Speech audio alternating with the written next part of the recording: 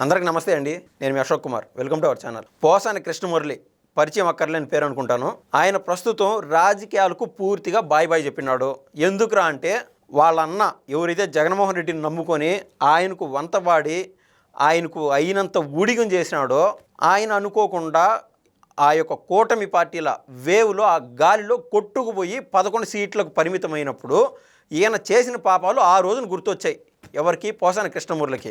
తర్వాత గప్చుప్ నోరు మెదల్లా క్రమేపీ ఆయన పైన కేసులు అవుతున్నాయి అనేది ఆయనకు అర్థమైనప్పుడు నేను రాజకీయాలకి ఇంకా పూర్తిగా బాయ్ బాయ్ చెప్తున్నాను. ఇంకా అసలు రాజకీయాల గురించి మాట్లాడనంటే మాట్లాడను. నా వయసు 66 సంవత్సరాలు, ఇంకా ఎప్పుడు రాజకీయాలు మాట్లాడను, పూర్తిగా సెలవు అని చెప్పి ఆయన ప్రశాంతంగా ఆయన సంపాదించుకున్న డబ్బులతో ఎక్కడో ఒక విలాసవంతమైన భవనంలో ఆయన స్టే ఉంటున్నాడు. తీరా పోలీసులు నిన్న అరెస్ట్ చేసినప్పుడు మనకు అర్థమవుతుంది ఆయన వాళ్ళ భార్య మాత్రమే ఆ గృహంలో ఉన్నారు. అసలు ఆ గృహం ఎక్కడరా ఉంది అంటే హైదరాబాద్లోని రాయదుర్గంలో ఎక్కడైతే వల్లంనేని వంశీమోహన్ అరెస్ట్ చేశారో అదే భవనంలో పక్కన ఫ్లాట్లో ఉన్నాడు పోసాని కృష్ణమురళి. మై హోమ్ భుజ అంట ఆ పేరు, ఆ మై హోమ్ వారిదేమో అనుకుంటా.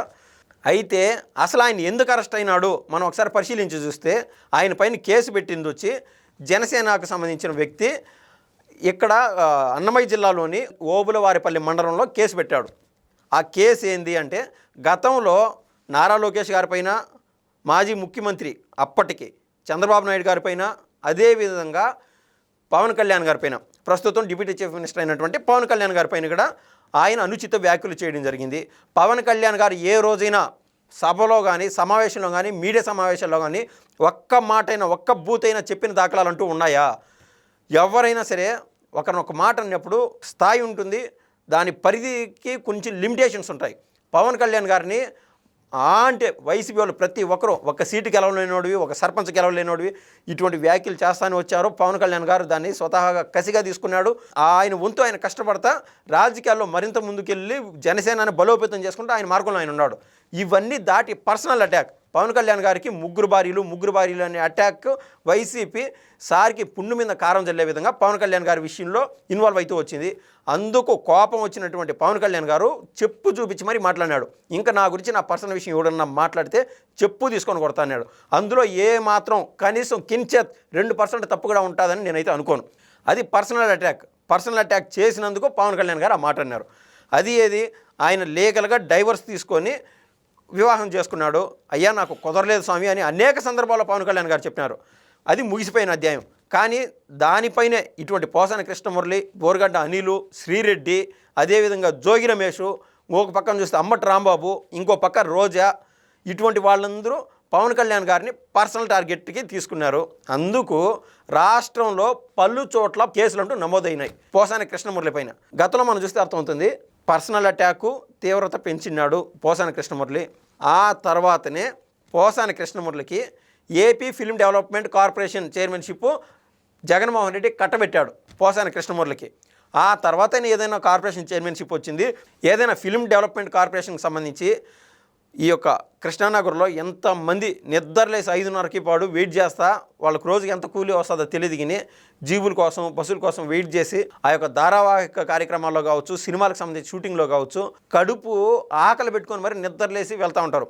ఇటువంటి వాళ్ళ సమస్యల గురించి ఏదైనా సరే పెద్ద ప్రొడ్యూసర్తో మాట్లాడి వాళ్ళకు ఒక చారిటీ అంటూ ఓపెన్ చేసి ఇటువంటి విధంగా కృషి చేస్తే ఎవరైనా సంతోషించేవాళ్ళు. ఆయన కేవలం ఏపీ ఫిల్మ్ డెవలప్మెంట్ కార్పొరేషన్లో నిధులు సమీకరించి ఆ నిధులు తినడమే సరిపోయింది. ఆ తర్వాత డెవలప్మెంట్ కార్పొరేషన్ వచ్చింది, ఫిల్మ్ డెవలప్మెంట్ కార్పొరేషను. తర్వాత ఆయన స్థాయి ఏదన్నా హుందాగా డెవలప్మెంట్ సైడ్ ఉండాలని జగన్మోహన్ రెడ్డి పదవి కట్టబెట్టాడని చెప్పి తీవ్రతరం చేసినాడు ఆయన పదజాలం. పవన్ కళ్యాణ్ గారిని పర్సనల్గా మరీ తీవ్రంగా పర్సనల్ అటాక్ చేశాడు. ఏ విధంగా అంటే సాక్షాత్ పవన్ కళ్యాణ్ గారి ఆడబిడ్డల పైన మాట్లాడినాడు. ఒకటి న్యూట్రల్గా ఆలోచన చేస్తే అటు పవన్ కళ్యాణ్ గారు, ఇటు పోసాని కృష్ణమురళి గారు.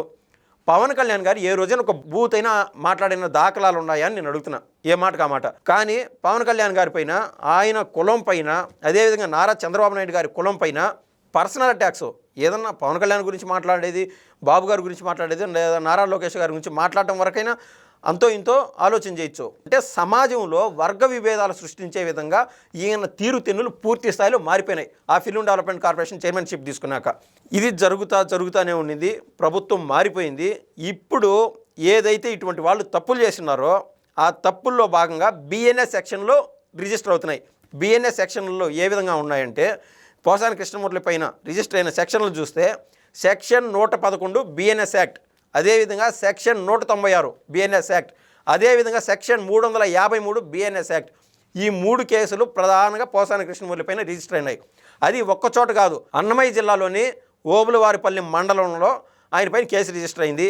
ఆయన వరకు వచ్చి రాయచోటి పోలీసులు నోటీసులు ఇచ్చి మరి ఆయన తీసుకెళ్ళినారు. నోటీసులు ఇచ్చే సమయంలో ఒక హైడ్రామాని జరిగిందని చెప్పుకోవచ్చు. వల్లభనేని వంశీ విషయంలో ఏ విధంగా జరిగిందో ఆయన 2 నిమిషాలు మళ్ళీ వస్తానని చెప్పి ఆయన ఫోన్లు ఎత్తుకొని పోయి బాత్రూమ్ పోయి ఫోన్లు చేసుకొని వైసీపీ వాళ్ళకి సాక్షి వాళ్ళతో ఆల్రెడీ మాట్లాడేశాడు. ఈయన ఆల్రెడీ ఒక బన్నీను ఒక షార్ట్తో ఉన్నాడు పోసాని కృష్ణమూర్తి. సార్ నోటీసులు తీసుకోండి, మిమ్మల్ని అరెస్ట్ చేస్తున్నాము అని చెప్తే నోటీసులు తీసుకోవద్దు అని చెప్పి పోలీసులతో బూతులతో పేటరైపోయినాడు పోసాని కృష్ణమూర్తి. ఆయన తీసుకొని అన్నాడు, పోలీసుల గురించి ఆయనకి తెలీదు. ఆంధ్ర మొదలు హిమాచల్ ప్రదేశ్ వరకు ఎక్కడి వరకైనా పోలీసు వారి దగ్గర కంప్లైంట్ కన్నా ఉంటే ఏ సమయంలోనైనా ఏ రాష్ట్రానికైనా వెళ్ళి అరెస్ట్ చేయొచ్చు, దయచేసి నోటీసులు తీసుకోండి మీకేం మంచిదని చెప్పి ఆవిడికి చెప్పినాడు పోలీసులు, రాయచోటి పోలీసులు. చెప్తే వీళ్ళు వైసీపీ వాళ్ళ వాదన వాళ్ళ తీరు ఏ విధంగా ఉంటుందో ఒకసారి గ్రహించండి. అప్పుడు పోసాని కృష్ణమూర్తి ఏమన్నాడంటే ఆ మహిళలపైన దౌర్జన్యమా, మహిళలపైన దాడులా నేను ఉపేక్షించను అనే రేంజ్లో మాట్లాడుతున్నాడు. ఆయన ఏం జరిగిందనేది పూర్తిగా వీడియోలు కూడా బయటకు వచ్చాయి.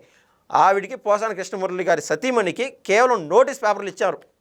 నోటీస్ పేపర్లు తీసుకోమన్నందుకు మహిళలపైన అఘాయిత్యాలు దాడులు ఈ రకాన డైవర్షన్ తీసుకున్నాడు పోసాని కృష్ణమూర్తి. ఏదైతే ఏమి ఆయన్ని రాయచోటి పోలీసులు అరెస్ట్ చేశారు, తీసుకొచ్చి ఓబులార్పల్లి మండలం పోలీస్ స్టేషన్ పరిధిలో జైల్లో పెట్టినారు. ప్రస్తుతం ఈరోజు అనుకుంటాను రాజంపేట కోర్టులో హాజరుపరచనున్నారు పోసాని కృష్ణమూర్తిని. ఈ రకాన చూస్తే నారా లోకేష్ గారి రెడ్ బుక్లో మరో పేజ్ చినిగిందనే స్పష్టంగా చెప్పగలం.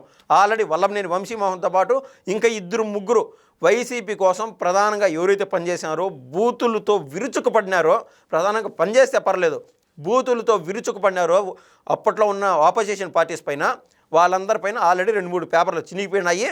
ఇప్పుడు ఆ వంతు 66 ఏళ్ళ వయసు గల పోసాని కృష్ణమూర్తికి వచ్చింది. ఇంకా రేపో మాపో ఇంక 3-4 నెలలు పడుతుందో ఏమో నాకు తెలియదు. కానీ అంబటి రాంబాబు ఏదైతే గుంటూరు జిల్లాలో ఒక అపార్ట్మెంట్ విషయంలో ఆయన అవినీతి చేసినాడో అంబటి రాంబాబు, అదేవిధంగా అంబటి సోదరుడైనటువంటి అంబటి మురళి, ఆ పేజ్ కూడా త్వరలో రెడ్ బుక్ పేజ్ చెరగనుంది. అదే కోవలో చూస్తే శ్రీరెడ్డి ఆల్రెడీ దండాలు పెట్టేసింది. అయ్యా ఇంకెప్పుడు నేను మాట్లాడను అన్నా, లోకేష్ అన్న క్షమించు అన్నా, పవన్ కళ్యాణ్ అన్న క్షమించు అని చెప్పి శ్రీరెడ్డి కూడా చెప్పిన విషయం మనం అందరికీ విదితమే. కానీ ఈ పోసాని కృష్ణమూర్తి కేసు వ్యవహారం చూస్తే శ్రీరెడ్డిని కూడా వదిలే సమస్య లేదు అని మనకైతే స్పష్టంగా అర్థమవుతుంది. ఆల్రెడీ నా 66 ఏళ్ళ వయసు గల వ్యక్తి, నాకు రాజకీయాలకు నేను పూర్తిగా దూరం ఉంటానని చెప్పినాడు. అయినా ఉపేక్షించేది లేదు అని ఈ ప్రభుత్వ తీరు స్పష్టంగా కుండ బద్దలు కొట్టేట్టుంది. ఇంకా రెడ్ బుక్ వ్యవహారం కన్నా చూస్తే కొడాలి నాని లైన్లో ఉన్నాడు, అదేవిధంగా జోగి రమేష్ లైన్లో ఉన్నాడు, అంబటి రాంబాబు లైన్లో ఉన్నాడు, శ్రీరెడ్డి లైన్లో ఉంది. ఇంకా చాలామంది ఎవరైతే అప్పట్లో బూతులతో విరుచుకుపడినారో వాళ్ళకు కూడా లిస్ట్ అంటూ రాసి పెట్టుందని నేనైతే స్పష్టంగా చెప్పగలను. ధన్యవాదాలు.